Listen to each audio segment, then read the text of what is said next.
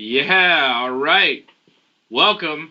It is the AEW Dynamite recap show for February 10th, 2021. Let's go. Let's go.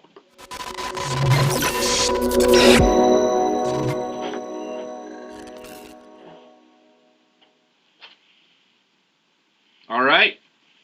What's up, everybody? Can you hear me? Can everybody hear me? It's weird. I didn't hear the sound effects there when we were coming in. Welcome, everybody. AEW Dynamite. Are we all good? Are we good? Is the audio good? Somebody tell me if you can hear me. I don't know. We sound different? Do we sound weird? I think we got the team fixing it. What's going on here? We sound boxy. What's going on? We got audio issues already, apparently. I don't know why. But we got the team fixing it. The team is on it. We're going to fix it. A bit of an echo, apparently. I don't know what's going on. The team is on it. We'll fix it. We'll get to it. I don't know why. Do we have a reason? Goddamn. All right, pal. Well, let's get right into it. AEW Dynamite tonight. A pretty crazy main event that we'll get to. Pretty wild. Are we better? Is the audio better? Much better now. All right, we're all fixed up. Okay, all good. See, that's how good our team is. There's like a little bit of a deal, and then all of a sudden it's all better. Windows, man. I don't know. Welcome, everybody, to the show. Shout out to Lauren Cronish, Franco316, Danny Brook, that's my man AJ. Bob Burgers, I saw you there before. God damn. Gotta get a new wire here. Subscribe to the channel. Don't forget to like this video, leave a comment, subscribe to the channel. And when you do, become a member as well. So we can fix some of these bugs. We need some money so we can fix some of these bugs. Get me a new wire for my headphones and stuff, you know? Hook us up. Take care of us. Dynamite going down tonight.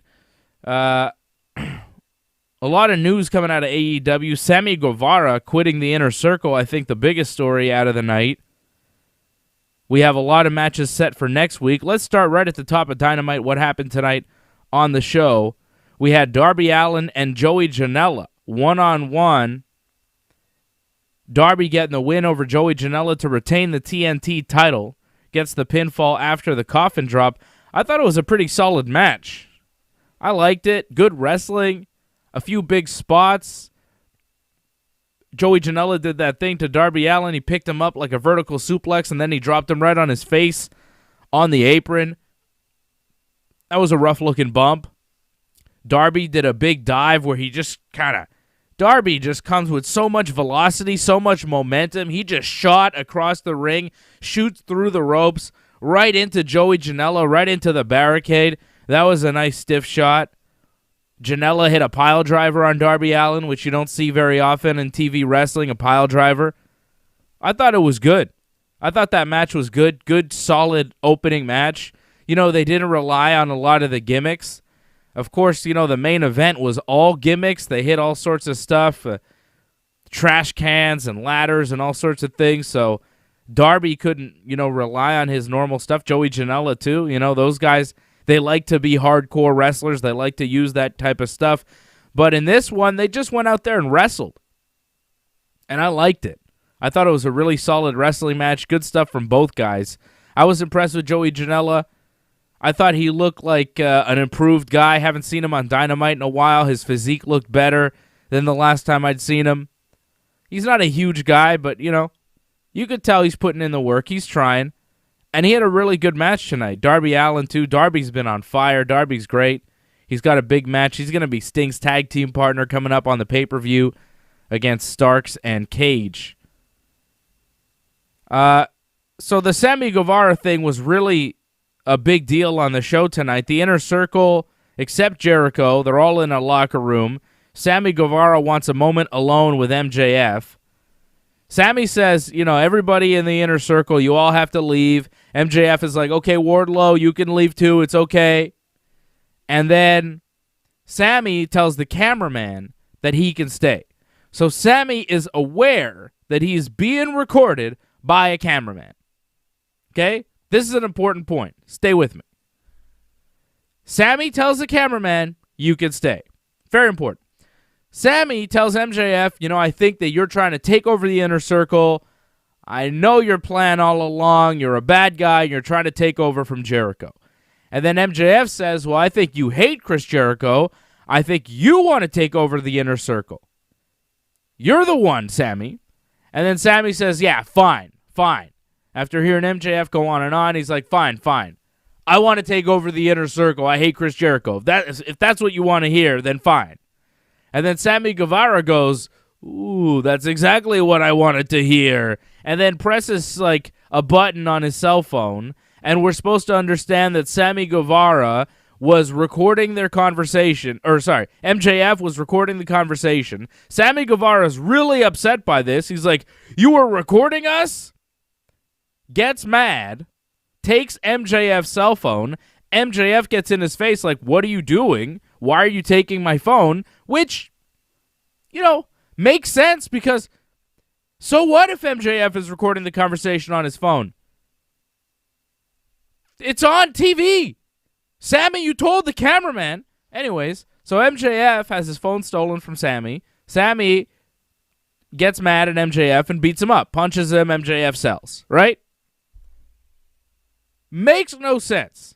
Because Sammy knows he's being recorded.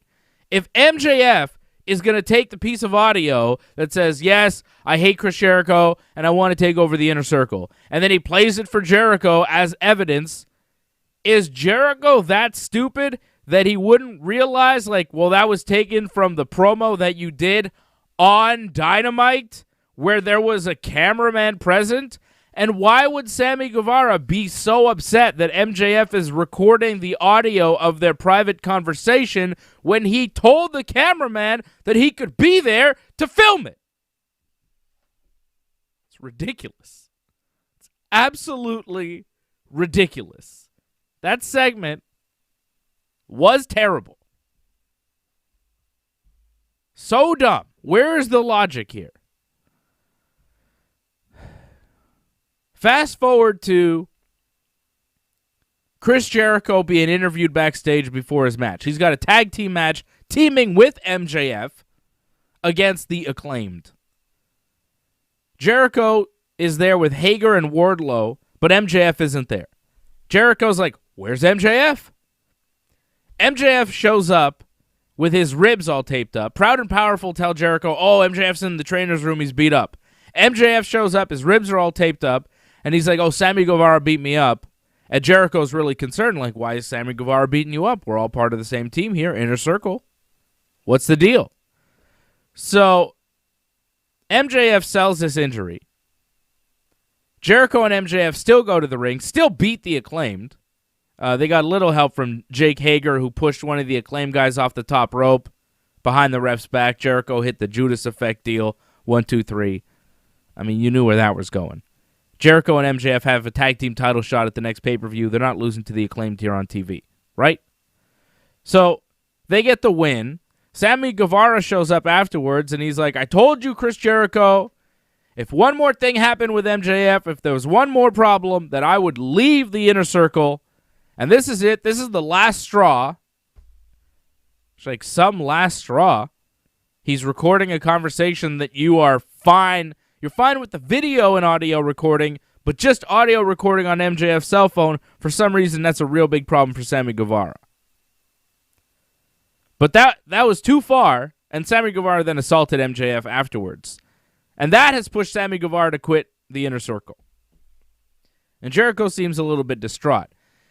He seems sad that his man Sammy has left. And I think down the road, Jericho is going to realize that MJF is a poison to the Inner Circle, that Hager doesn't like him, that, Proud and Powerful don't like him, and they're all going to maybe turn against Jericho and MJF, and Jericho's going to realize the error in his ways, and he's going to maybe try and reunite the old school Inner Circle, or maybe Jericho just says, screw it, I'm with MJF, let's just go from there. I think more guys are going to get pushed out of the Inner Circle. Sammy's just the first one. But that's a big one. Like, Inner Circle has been a group since the first Dynamite. Sammy Guevara, a main part of that group. When that group started, it was Sammy. It was Proud and Powerful. It was Jake Hager, Chris Jericho. That's the original 5 of the Inner Circle. MJF and Wardlow have joined now, and now Sammy is gone from the group. That was the first Dynamite, right? This is why I need Johnny North, my main man Johnny. He'll be with me Friday night after SmackDown here for Wrestling Uncensored. We'll break some of this stuff down, and we'll break some other stuff down in WWE, but Johnny's a guy who always kind of fact-checks me. He's got the history. He knows the dates and times of everything. I don't have that down, but Bob Cote on the chat says Jericho will get kicked out Farouk style, like Nation of Domination, like The Rock will take over, like MJF is the Rock of this group. But nobody left the Nation because The Rock was taken over, you know? Everybody was just like, get out of here, Farouk. It's not like D'Lo was like, I've had enough of this, Farouk. This Rock guy is really crapping my style. You know, Godfather wasn't mad. Godfather was along for the ride. Mark Henry, they were fine with it. This is different, slightly different. I like it, though. I like what's going on with the Inner Circle. I'm interested in what's going on here with Sammy Guevara. What does he do? Because Jericho and MJF, they're going up against the Bucks at the next pay-per-view because they won that Battle Royal. It doesn't really seem like they're feuding with the Bucks, though, right? They don't really seem that involved with the Young Bucks. They seem more involved with each other. Like, is MJF feuding with the Young Bucks, or is he feuding with Sammy Guevara? Right? It's kind of weird. Where's Johnny? I think Johnny's asleep. Bob Burgers wants to know where Johnny is. Too late for Johnny. He's like, he can't handle it every night. I'm going to be here a lot more with you guys. Shout out to Patrick C. Hamilton. What's up, Patrick? He's a member of the team. Thanks to the members. Thanks for everybody supporting the Ringside Report Network. Because of you guys, I'm here. I was here after Raw. I'm here after Dynamite. We'll be here after SmackDown. We're here. You know? We're here. So that's the deal with Sammy Guevara. He's gone from the Inner Circle. Elsewhere on Dynamite here tonight, we had Lee Johnson and Cody Rhodes beating Peter Avalon and Cesar Bononi. Got my first look at Cesar Bononi. Pretty big guy. Not super impressive in the ring, but not terrible. You know? Wasn't falling over himself. Didn't seem like the most agile guy, but didn't embarrass himself out there. He pulled off a couple nice moves. I was impressed with his size. And I like his name, Cesar Bononi. He's Peter Avalon's guy right now. I'm not really sure what their affiliation is. They're a tag team. And they lost to Lee Johnson and Cody Rhodes. Lee Johnson looked shocked to have won a match afterwards, and I was like, why are you so surprised, man? You're with Cody. It's Dynamite. This is what happens. You win. But he was interviewed by Shivani after the match, and apparently he's been 0-29 in AEW. 29 matches, 29 losses, so this was the first win, I think, in a year or something. I don't know. Whatever. Lee Johnson. That match was really nothing. I don't really care. The Nightmare family keeps growing. They picked up Aaron Solo and that big guy, Nick Camarado, the guy who wrestled Moxley a few weeks ago on Dynamite. Big, jack dude, Camarado. He's now in the Nightmare family. So that team is growing. You got Cody Rhodes, you got Dustin Rhodes, you got QT Marshall, you got Arn Anderson, you got Lee Johnson, you got Nick Camarado, and you've got Mr. Bailey, Aaron Solo. For those that don't know, he's Bailey's fiance, husband, something, boyfriend. He's, in a relationship with WWE superstar Bailey. Aaron Solo, a member of the Nightmare family in AEW. I was like, who's Aaron Solo? And people were like, oh, he's Mr. Bailey. I was like, oh, okay. Cool. I like Bailey. I don't know much about Aaron Solo. We'll wait and see. I'm sure he's on Dark. It's just, who's watching Dark? Yeah, sometimes I watch it. I'll admit, sometimes I watch it. But I can't watch the whole thing because it's really long and it's not super exciting. Young Bucks are interviewed backstage about the Battle Royal going wrong last week. The Good Brothers showed up. The Bucks are like, hey, why did you screw us out of the Battle Royal here last week? It was because of your distractions that we were eliminated and we didn't get to pick our opponents for the pay-per-view, and our opponents were going to be you guys so we could have Impact World Champions versus AEW Champions. Would have been real cool, but we couldn't do that. So Good Brothers are like, no, it was a mistake. It was all a misunderstanding. You shouldn't be focused on us. The real enemy is the Inner Circle. Santana and Ortiz, they eliminated you guys last week, and you guys have the match at the pay-per-view against MJF and Jericho. You should be focused on the Inner Circle. And then the Bucks are like, oh, yeah, all right. So the Good Brothers really manipulating the Young Bucks, and that's been the story with these guys the whole time. The Good Brothers kind of, the Bucks seem like they're starting to figure out that the Good Brothers are maybe screwing them over a little bit, but the Good Brothers kind of working them into being on their side again at the end of the night. It's not bad. They're doing a lot more of it on Being the Elite if you watch that show. A lot more of it. And it's actually better on Being the Elite. This promo was not as good as their stuff on BTE. But it did the trick. Bucks decide that the Good Brothers are right. They're going to face Proud and Powerful, defend the belts next week on Dynamite. I'll tell you about what's happening next week on Dynamite here in just a little bit. Hangman Page was interviewed backstage. This is another big development in AEW. Hangman Page and Matt Hardy. So Hangman Page is interviewed about being in a tag team. He doesn't really want to be in a tag team. Matt Hardy shows up and he's like, hey, Hangman, we're good friends here. Let's be together. Let's do things together.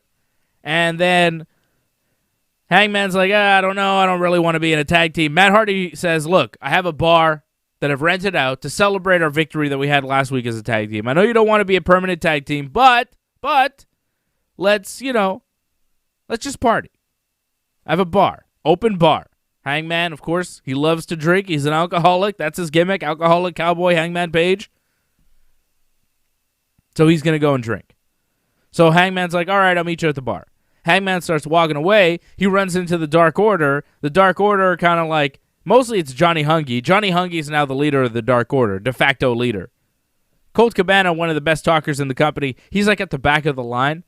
I love Johnny Hungy, don't get me wrong, but the sad part about the whole Johnny Hungy craze, Hungy Mania, is that Colt Cabana is now at the back of the line, and he's like not being featured in the Dark Order. He's really lost in the pack, which is strange because he's very talented and super funny. It's only a matter of time before we see more of Colt, but it's like, all right. And there wasn't enough Johnny Hungy, to be honest. Like, Johnny Hungy shows up, they have a little thing, the whole Dark Order's there, and they're like, oh, hi, Hangman, and Hangman's like, oh, hey, guys, and it's awkward. And he's like, catch you later or something, and Hungy's all, like, embarrassed, like, it's an ex-girlfriend that he ran into that he's all, whatever. It was okay for what it was, but it's not enough. Like, again, I'm going to say this every single week about AEW Dynamite, not enough Johnny Hungy. Not enough. Nowhere near enough. If this guy isn't featured with a promo and a match every week, you're doing it wrong. Sorry, you're doing it wrong. He's very good. He's very talented. He can wrestle. He can talk. He's one of the most over guys in the company. Did you not hear the reaction of the crowd when he was kicked out of that Battle Royal last week? They were pissed. People love Johnny Hungy. John Silver is over. And AEW needs to do more with him. A little bit surprised that they're not pushing him harder. I really don't get it. His little segment here on Dynamite was like, that's it. That's it. I don't know. I want to see more of this guy. I'm very entertained by him. Very entertained by Colt Cabana. I want to see more of him. Also, Evil Uno and Stu Grayson. I like the Dark Order. I really do. Bob Cote wants to know who would win a drinking contest between Hangman Page, and Steve Austin. I think definitely Hangman, because Hangman seems to drink the beer. Austin just kind of splashed it all over himself. He just kind of bathed in it. I mean, he definitely did drink some of it, but most of it was on his shirt, right? Austin seemed to waste a lot of beer. Go to merch.ringsidereport.net to pick up some merch. Merch.ringsidereport.net.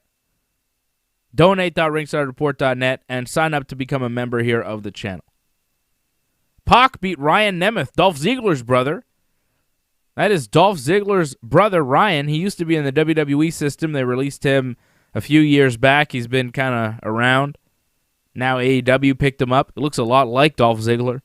If you wonder, who's that Dolph Ziggler-looking guy? It's Dolph Ziggler's brother, Ryan. Nick Nemeth's brother, Ryan. I always thought Nick Nemeth was a better wrestling name than Dolph Ziggler, but hey. And if you wonder why I say Ziggler, not Ziggler, it's because Vince McMahon himself on the show, when referencing Dolph Ziggler, said, Dolph Ziggler. Twice. Dolph Ziggler. He said it again. I was like, oh, Ziggler.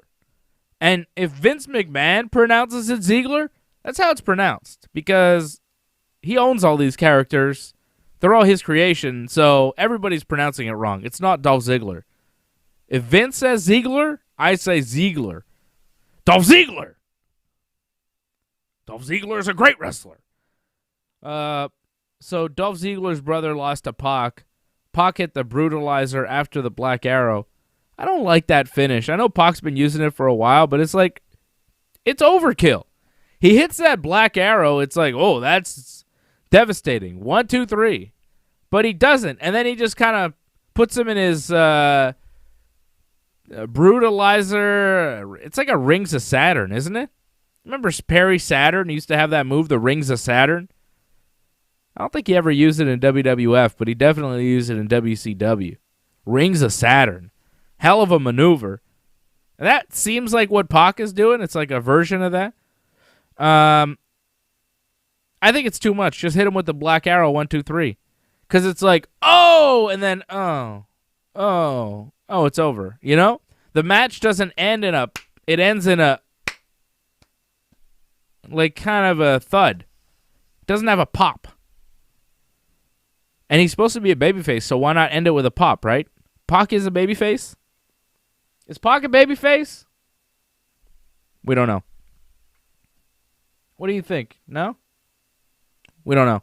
I'm talking to nobody over here, by the way. Or am I?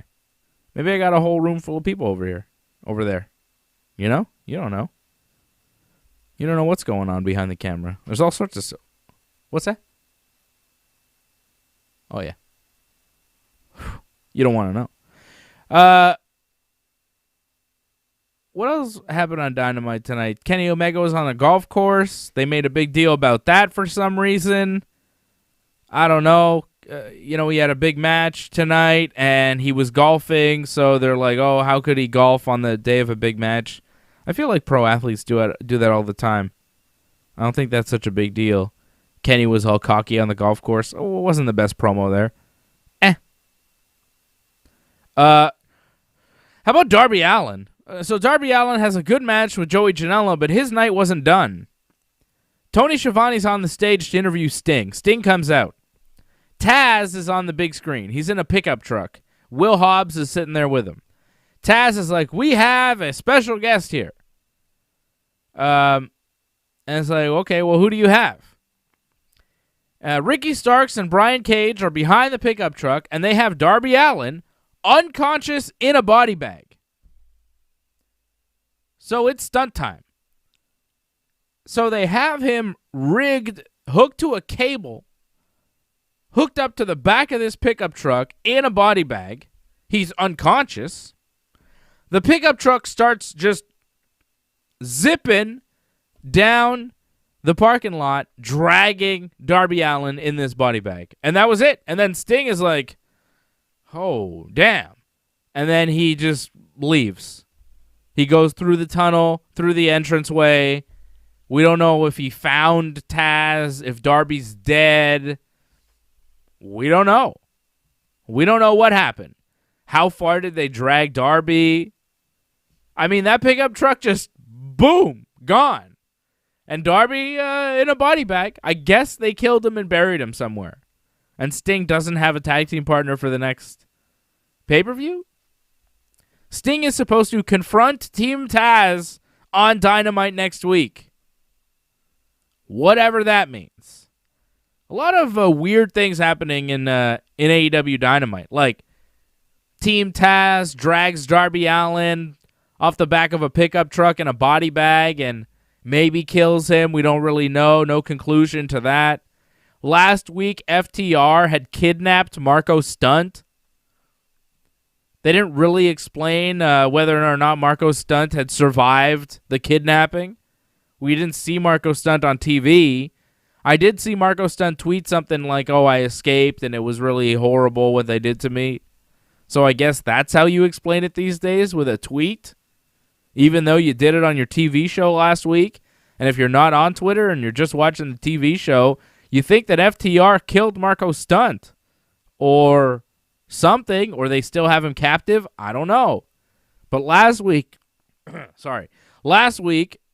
FTR kidnapped Marco Stunt. This week, Jungle Boy does a promo like, oh, Marco's whatever, fine. I didn't get you guys suspended. We didn't complain to AEW. AEW suspended you, FTR, and we're not done with you, and we're going to wrestle you again. And FTR is going to be back on Dynamite next week. What? Kidnapping people.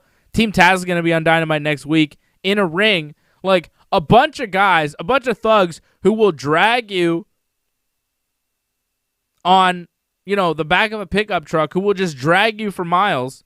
They're going to be in a ring with a 61-year-old man, Sting, who they're wrestling at a pay-per-view in a couple weeks.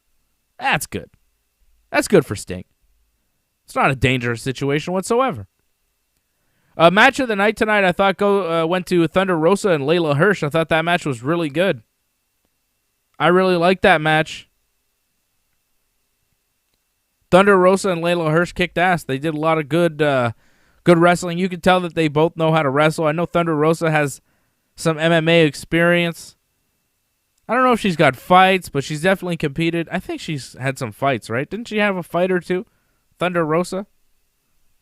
Thunder Rosa MMA. Yeah, she's had a couple of fights. I don't know if she's won, but, she had one fight for Combate Americas. I'm pretty sure that was the... Was that the Tito Ortiz, Alberto Del Rio fight card? It may have been. But she fought there, so she's got some MMA experience. Layla Hirsch, she's got that amateur wrestling background. You could tell that she knows what she's doing as far as the whole grappling thing goes. So Thunder Rosa and Layla Hirsch, they went out there and they had some good, solid mat wrestling, some good chain wrestling, exchanging holds. It looked real. It looked like a fight, But it was still pro wrestling. They still did a lot of nice, a couple nice spots there. Layla Hirsch did a dive, which was surprising. You didn't expect her to do that dive, and then boom, she goes and dives outside the ring on Thunder. Really solid match. Match of the night, I think. I thought Joey Janela and Darby Allin had a good one. The Jericho and MJF against the Acclaimed was kind of forgettable. Pac and Ryan Nemeth was, decent. It was decent. I think Nemeth looked better this week than he did last week. Lee Johnson and Cody Rhodes against Peter Avalon and Cesar Bononi was kind of forgettable. But Thunder Rosa and Layla Hirsch stole the show. And I feel like every time Thunder Rosa is on Dynamite, she steals the show. Right? She's very good. She's a very talented pro wrestler, and I'm getting into Layla Hirsch. I think she's very good. And Thunder advances now to the semifinals of her bracket in the women's tournament for a title shot at Hikaru Shida.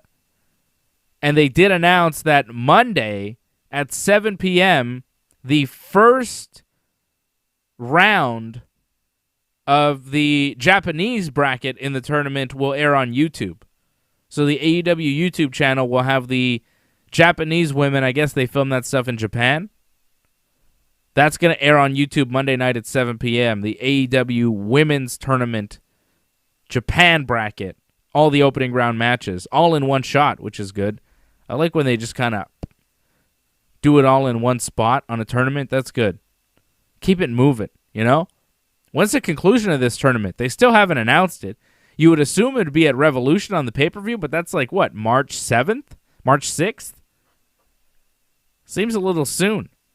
They just did the first match of the tournament, and they have, what, 16 people in this thing?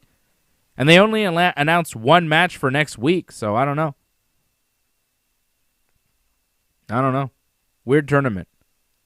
But Thunder Rosa and Layla Hirsch in the opening match of it was very good, so hopefully we see more of that. Main event time. The main event was a little weird. Kenny Omega and Kenta beat Jon Moxley and Lance Archer via pinfall. Kenny actually getting the one-winged angel on Archer. Getting the big man up on his shoulders. Did get some help from the Good Brothers, but did drop him down pretty nicely with the one-winged angel. Pretty impressive finish there from Kenny Omega for the pinfall. The Good Brothers coming out to help Kenny and Kenta. Kenta, of course, from New Japan Pro Wrestling. He's going to be taking on Jon Moxley for that IWGP US title that Moxley is the holder of. This one was a mess. This one was all over the place. It was a no holds barred, no DQ, falls count anywhere cluster. Just a mess. I mean, they hit each other with potatoes. Not hard punches potatoes, not like wrestling, literal potatoes, like actual potatoes. I think there was some sweet potatoes too. I think Moxley hit Kenny with a sweet potato at one point. Not really what you want to see on a pro wrestling show. Potato spots. They hit each other with ladders, trash cans. Kenny took a choke slam off the guardrail through Peter Avalon's heart-shaped bed that sits ringside. And they sold it like it was devastating. But it's a bed, isn't it? I mean, choke slam me on a bed all day, right? Kind of a soft landing. It was not great. Archer hit Kenta with a box of potatoes, just threw a box of potatoes at him. When they fought in the kitchen, they were just all around the arena, fighting ringside, fighting in the kitchen. A lot of kitchen stuff. A lot of potato stuff. Every time AEW goes to that kitchen, they kind of lose me. I remember the Butcher and the Blade and the Young Bucks had a match in the kitchen where there were knives, but instead of knives, they choose to hit each other with meat, I think. It was very strange. This time they're hitting each other with potatoes. It's not good. Leave the food fighting to the WWE. Like, come on. Come on, guys. Do we have to hit each other with potatoes? Is it funny because it's potatoes? I don't know. Kenta did a double stomp off the stage on Moxley. Moxley was on a table. Kenta does a double stomp. Doesn't break the table. I think they were supposed to break the table there. Did not break. Ugh. Ugly. Ugly stuff. Good Brothers interfering. Anderson at one point took a clothesline from Jake the Snake Roberts so Carl Anderson shows up with Gallows. Jake the Snake Roberts is Archer's manager. Jake the Snake clotheslines Anderson. I mean, what the fuck? And then Gallows punched Jake the Snake. Jake the Snake fell. Kenny was going to V-trigger Jake the Snake, but Jon Moxley made the save. That was the high point of the match. Kenny almost V-triggering Jake the Snake. I kind of wanted to see it. I was like, yeah, do it. Let's see what happens. Roll the dice. You want to play 21? Let's go. And then the finish, of course, Kenny and Kenta beating Moxley and Archer. And that was Dynamite. Like, not a great episode of Dynamite. That main event, you know, a lot of guys that I like, but just what they did was not my style of professional wrestling. Potato fights. Hitting each other with literal potatoes. Next week on Dynamite, I don't think they'll be fighting in the kitchen. I really hope. Young Bucks will take on Proud and Powerful. Bucks defending the tag team titles in that one. FTR taking Matt and Mike Sydal on. Mike Sydal, I think that's his brother. The Sydal brothers versus FTR. Hangman Page, Matt Hardy, and Private Party. Did I get to what happened with Matt Hardy and Hangman Page? I don't think I did. So Matt Hardy gets Hangman Page drunk, okay? Hangman Page gets drunk with Matt Hardy, and then Hardy he's like, Hangman, I could take your career to the next level. So Hardy gets Hangman to sign one of his little contracts where he gets like a percentage of his money. So Hangman, while under the influence, signs a contract with Matt Hardy, and Matt Hardy tells the cameraman, keep the tape because Hangman might be mad when he finds out, when he sobers up, that he signed this contract with Matt Hardy, this contract that Private Party signed. So now Hangman is like in Matt Hardy's group. He signed the contract. Maybe he doesn't want to be in the group, but he got drunk and he signed the contract. So that's a story coming out of that, and we'll see how it goes down on Dynamite when it's Hangman, Hardy, and Private Party against TH2 and Chaos Project. Sting's going to call out Team Taz. Serena Deeb will take on Riho, which should be a good match. Hopefully. That's on Dynamite. That's another tournament match. It'll be Riho's first match. Former champion Riho, her first match on Dynamite in 11 months.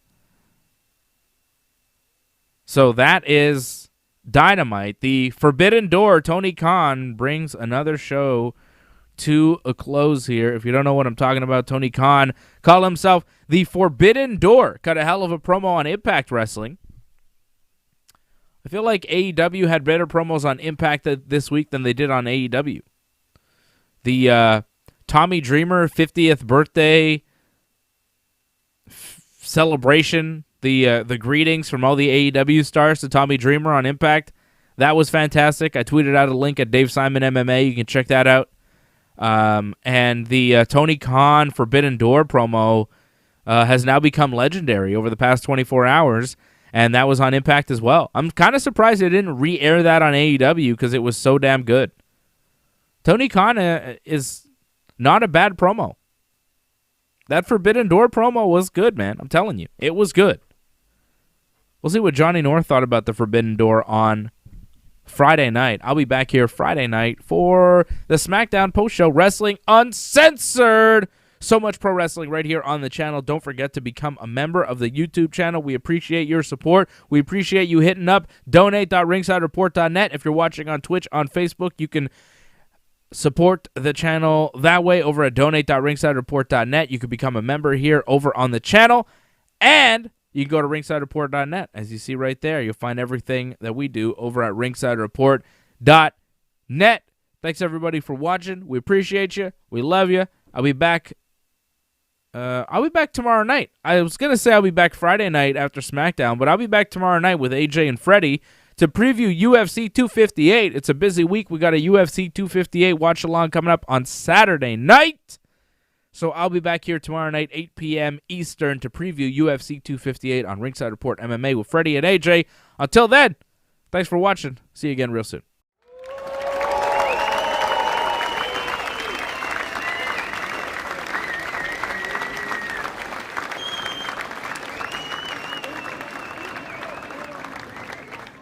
Thank you and good night. Please join in and give your support to Ringside Report Network. We've been providing expert coverage and commentary on both pro wrestling and MMA for over 15 years. Ringside Report started on the radio, added podcasts, and moved to video in 2019. Our hosts are not just fans, but have in-depth knowledge of the subjects. Become a member of our YouTube channel now and become a recurring supporter of our work as we strive to continue to entertain you in these strange times. Pro wrestler Johnny Genesis North joins lifelong wrestling fan and aficionado Dave Simon to host our pro wrestling programming with in-depth coverage of the WWE, AEW, and New Japan Pro Wrestling. Our flagship show, Wrestling Uncensored, is live every Friday right after WWE SmackDown. Here, you get a review of the week that was. You may not agree with our host. In fact, they often don't agree with each other. But you have an opportunity to chime in with your viewpoint in the chat rooms while live or in the comments section of YouTube, Twitch, or Facebook on the replay. Dave and Johnny also headline our coverage of major pro wrestling pay-per-views and breaking news. Dave Simon is joined by experienced jiu-jitsu fighters Fred Garcia and the ever-unpredictable AJ DeLesio, each Thursday at 8 p.m. Eastern with Ringside Report MMA. They try and foresee what's next in the octagon and review, argue, and kibitz in a very friendly, irreverent manner. The three guys also team up to accompany you on all the major UFC pay-per-views with entertaining watch-alongs. Go to ringsidereport.net/support to find out more ways to support the channel.